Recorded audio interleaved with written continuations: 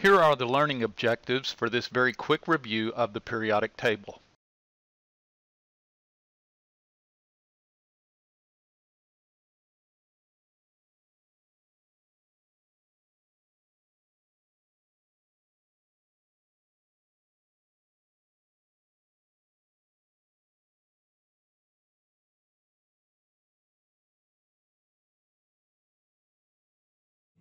And who told the elements where to go? Mendeleev, who put them in columns and in rows. Mendeleev, who was ready, who was able to make a periodic table. Who was that chemist?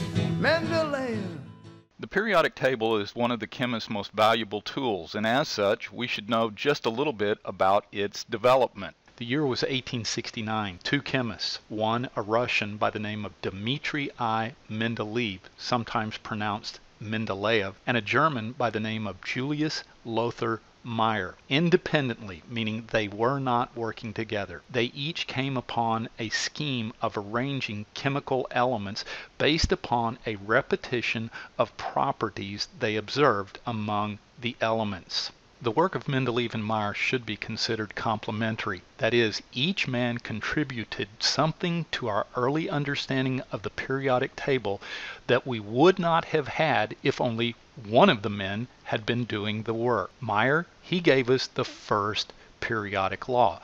The properties of elements are a function, meaning result, of their atomic weights. Ultimately, that law would be revised. Mendeleev, on the other hand, he focused on the identification and repetition of chemical properties among the elements. He was such a good detective that as he constructed his first periodic table, he left blanks for as yet undiscovered elements. Not only did he leave blanks, but he predicted their properties, and within 15 years the elements germanium, gallium, and scandium had been discovered and added to their appropriate locations on Mendeleev's table.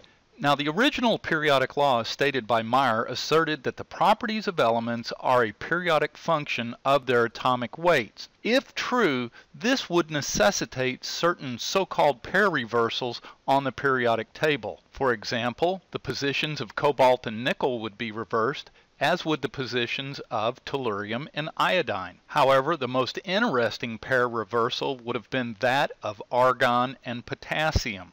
In 1913, the British physicist Henry Moseley performed a series of experiments on metallic elements utilizing a technique known as X-ray diffraction. His experiments revealed that the wavelength of the X-rays emitted by these metallic elements was a function of their atomic number, and this ultimately yielded the modern periodic law. The properties of elements are a function of atomic number, and this eliminated the need for pair reversals that had been a part of Meyer's periodic law. Many historians of science have suggested that Henry Moseley would have won the 1916 Nobel Prize in Physics. However, in 1914, he resigned his position as a research assistant at the University of Manchester, where he worked under the direction of Ernest Rutherford, in order to volunteer with the Royal Engineers of the British Army. Sadly, on August 10, 1915, during the Battle of Gallipoli, Moseley was shot in the head by a Turkish sniper while telephoning in a military order. According to Isaac Asimov, in view of what he, Moseley, might have accomplished, his death might well have been the most costly single death of the war to mankind generally.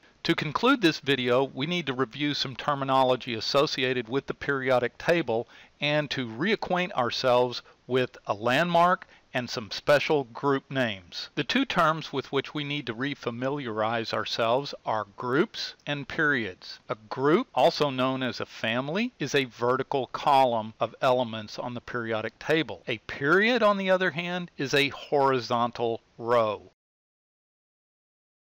The major landmark with which you should already be familiar is the zigzag line or staircase which separates metals from nonmetals. Metals lie to the left of this landmark, nonmetals to the right, and the elements appearing in orange which border this zigzag line, those are the metalloids. To conclude our review of the periodic table, we're going to identify four groups or families. Remember that a group or family is a vertical column, and the thing that's significant about the members of a group or family on the periodic table is they have similar chemical properties. Furthermore, as we review each of these groups or families, I will refer to them by the Roman numeral and capital letter A that appears at the top of their column. The elements of group 1A, with the exception of hydrogen, are known as the alkali metals. Group 2A are the alkaline earth metals.